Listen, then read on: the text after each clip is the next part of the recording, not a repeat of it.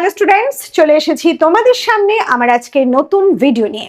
আমার আজকের ভিডিওর বিষয় সিবিএসসি ক্লাস 9 ছাত্রছাত্রীদের জন্য নোটিস রাইটিং, ক্রিয়েটিভ রাইটিং এ তোমাদের যে একটা বিষয় আছে নোটিস, সেটা নিয়ে কিন্তু আমি আজকে হাজির হয়েছি, যাকে বাংলায় বলা হয় বিজ্ঞপ্তি রচনা। আর শুধুমাত্র যে সিবিএসসি ক্লাস 9 ছাত্রছাত্রীদের জন্যই এটা ইম্পর্টেন্ট বা গুরুত্বপূর্ণ তা কিন্তু মোটেই নয়। আসলে যারা বিভিন্ন কম্পিটিটিভ এক্সামে তোমরা বাংলাকে বিষয় হিসাবে রেখেছো, তাদের জন্য কিন্তু এই বিজ্ঞপ্তি রচনা একটা ইম্পর্টেন্ট বিষয়। তাহলে চলো আজকে দেখে নেওয়া যাক এই বিজ্ঞপ্তি রচনা আসলে কি।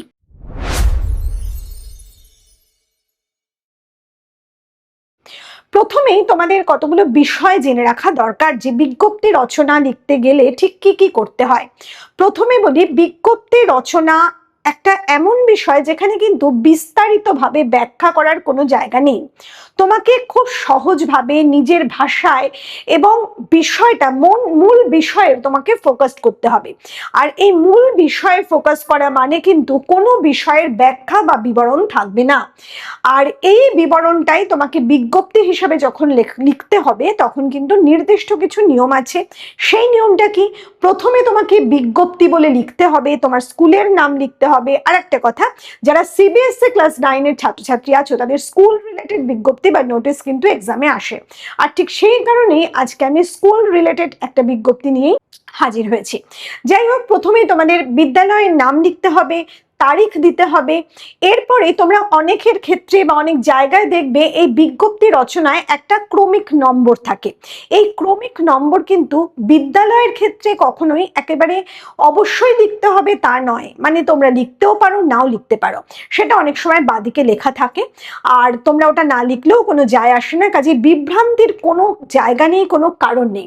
তোমরা এটা মাথায় একেবারে পরিষ্কার পরিচ্ছন্নভাবে ঢুকিয়ে নাও যে নির্দিষ্ট একটা ফরম্যাটে নির্দিষ্ট সংখ্যা, কম সংখ্যক শব্দের মধ্যে যদি গুছিয়ে তুমি বিষয়টাকে লিখে আসতে পারো, তাহলেই কিন্তু তুমি ফুল মার্কস পাবে। অবশ্যই স্পেলিং এর বিষয়টা একটু নজরে রাখতে হবে। তাহলে চলো আমরা প্রথমে আজকে একটা বিজ্ঞপ্তিকে বিষয় করে বিষয়টা ভালোভাবে বুঝে নিই। ধরা যাক একটা নোটিশ লিখতে দেওয়া হয়েছে তোমাদের এক্সামে, বা বিজ্ঞপ্তি রচনা করতে বলা হয়েছে, যার বিষয় হচ্ছে বিদ্যালয়ের বার্ষিক পত্রিকা প্রকাশ। প্রত্যেক স্কুলেই একটা নির্দিষ্ট পত্রিকা, যাকে তোমরা ম্যাগাজিন বলো, সেটা নিশ্চয়ই প্রকাশ হয় প্রত্যেক স্কুলের ক্ষেত্রে। তা সেরকমই একটা বিষয়কে অবলম্বন করে আজকে আমরা বিজ্ঞপ্তিটা লিখবো। প্রথমে আমরা কি লিখবো দেখো, একদম প্রথমে তোমাদের নিজেদের স্কুলের নামটা লিখবে। ধরো ক হচ্ছে তোমার স্কুলের নাম, আমি এখানে লিখে দিচ্ছি বিদ্যালয়ের নাম। ঠিক এইভাবেই তুমি লিখতে পারো পরীক্ষার খাতায়, যেভাবে আমি লিখে দিচ্ছি সেইভাবেই কিন্তু তুমি পরীক্ষার খাতায় লিখতে পারো। আচ্ছা, এখানে অনেকে প্রশ্ন করবে যে ম্যাম ক লিখলেন কেন? আসলে তোমাদের সিবিএসসি তে কিন্তু একটা রুলস আছে যে কোনো নাম প্রকাশ করা যাবে না, সে নিজের নাম হোক, স্থানের নাম হোক, বা বিদ্যালয়ের নাম হোক। তাহলে আমরা বিদ্যালয়ের নামকে ক লিখলাম বলে বিদ্যালয়ের নামটা লিখলাম। ধরা যাক বিদ্যালয়টা কলকাতায় অবস্থিত। তোমরা কিন্তু বিভিন্ন জায়গায়, যে কোনো জায়গায় বিষয়টা করতে পারো। আমরা কলকাতা ধরে এগোবো, তোমরা এটা বর্ধমান, মেদিনীপুর যা কিছু লিখতে পারো। যাই হোক, আমি ধরে নিলাম কলকাতা। এবার আমি বিজ্ঞপ্তি লিখছি, সেই কারণে আমি এখানে একটা হেডিং করব, বিজ্ঞপ্তি। ইংলিশে যাকে নোটিশ বলে, আমি সেইটা আর লিখছি না, বিজ্ঞপ্তি বলে লিখলাম। এরপরে আমি বিষয় লিখবো। বিষয়টা কি? আমি প্রথমেই বলেছি বিদ্যালয়ের বার্ষিক পত্রিকা প্রকাশ। তাহলে সেটাকে, বিষয়টাকে আমাকে লিখতে হবে বিদ্যালয়ের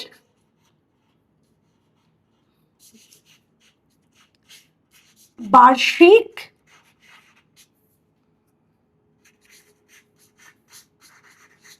পত্রিকা প্রকাশ। এই হচ্ছে মূল বিষয়। এবার ধরো তোমাদের অনেকের মনে হতে পারে যে তারিখটা কোথায় লিখবো। দেখো, তারিখ তুমি এখানে বাদিকে লিখতে পারো, আবার তারিখ শেষেও লিখতে পারো। যদি বাদিকে লেখো তাহলে এখানে তারিখটা তুমি দিয়ে দেবে, কিন্তু আমি শেষে লিখতেই বেশি পছন্দ করছি। সেক্ষেত্রে বিজ্ঞপ্তির ক্ষেত্রে আমি শেষে লিখতে চাই, তাহলে আমি শেষে তারিখটা কিভাবে দেবো? আবার তোমরা যদি এখানে দাও, তাহলে এখানে এইভাবে তারিখটা লিখে দেবে, তারিখ। এখানে এভাবে তারিখটা লিখে দেবে। ধরো আমি এখানে ধরা যাক 25শে জুলাই আমি বিজ্ঞপ্তিটা লিখছি, তাহলে এখানে আমি কি লিখবো? 25শে জুলাই 2026। ঠিক আছে, ঠিক এইভাবে আমি তারিখটা দিলাম। আচ্ছা, আমি এখানে তারিখ দিলাম, আবার বলছি শেষেও কিন্তু তারিখ দেওয়া যেতে পারে। এবার আমরা মূল বিষয় আসব। মূল বিষয় আসার আগে তোমাদের আরেকটা কথা বলে রাখি, আমি ঠিক যেভাবে শুরু করছি সেইভাবে তোমরা যদি লাইনটা একেবারে লার্ন করে নিতে পারো, তাহলে যে কোনো বিজ্ঞপ্তির শুরুতে তোমাদের কোথাও কোনো সমস্যা হবে না। ঠিক এভাবে আমরা শুরু করব। ধরো, এত দ্বারা বিদ্যালয়ের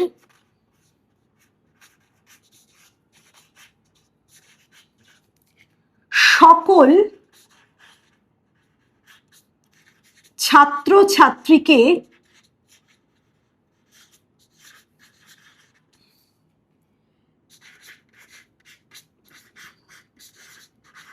জানানো যাচ্ছে যে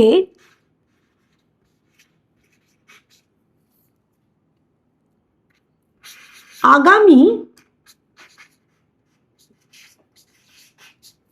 ধরা যাক আমি একটা নির্দিষ্ট তারিখ নিচ্ছি, সেই তারিখে আমাদের পত্রিকাটা প্রকাশ হবে। ঠিক আছে, ধরা যাক আগামী 15ই ডিসেম্বর, আমি ধরলাম একটা নির্দিষ্ট তারিখ, আগামী 15ই ডিসেম্বর। ঠিক এখানে 2026 কথাটা কিন্তু তুমি আবার লিখবে, আগামী 15ই ডিসেম্বর 2026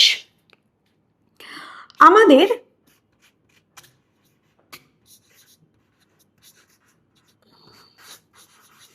বিদ্যালয়ের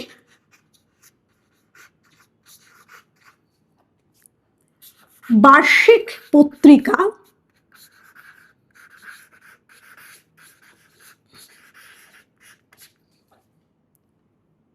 প্রকাশিত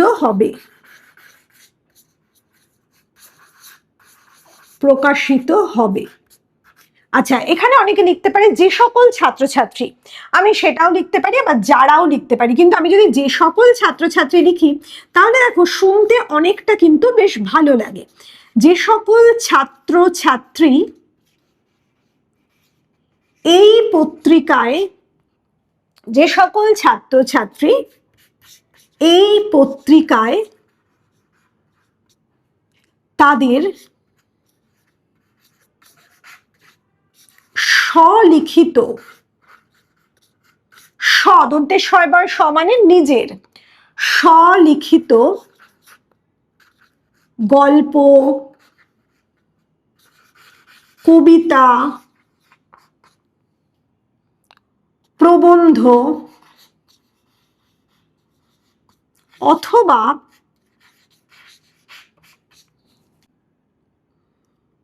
নিজের আঁকা চিত্রর জায়গায় আমি ছবিও লিখতে পারি, ছবি প্রকাশে ইচ্ছুক বা প্রকাশে আগ্রহী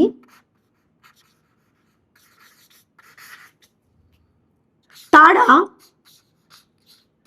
আমি একটা নির্দিষ্ট তারিখ দিয়ে দিচ্ছি। ঠিক আছে, ধরা যাক 30শে সেপ্টেম্বর, তারা 30শে সেপ্টেম্বর 2026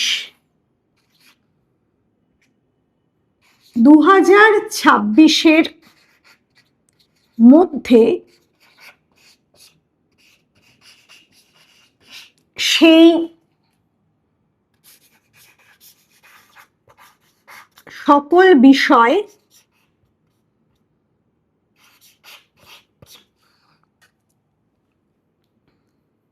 বিদ্যালয়ের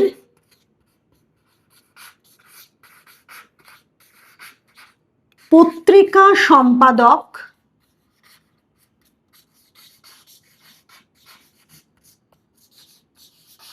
পত্রিকা সম্পাদকের একটা নির্দিষ্ট নাম আছে, আমি ধরে নিচ্ছি পত্রিকা সম্পাদকের নাম খ। পত্রিকা সম্পাদক খ এর নিকট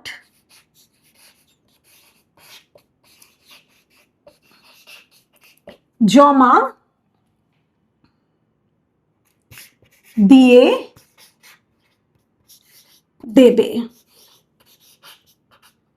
আচ্ছা, এরপর আমরা কি লিখবো, একবারে শেষে একটা কিছু খুব সুন্দর যেটা ফিনিশিং আনে বিজ্ঞপ্তির, সেটা আমি কি লিখবো, সকলের সহযোগিতা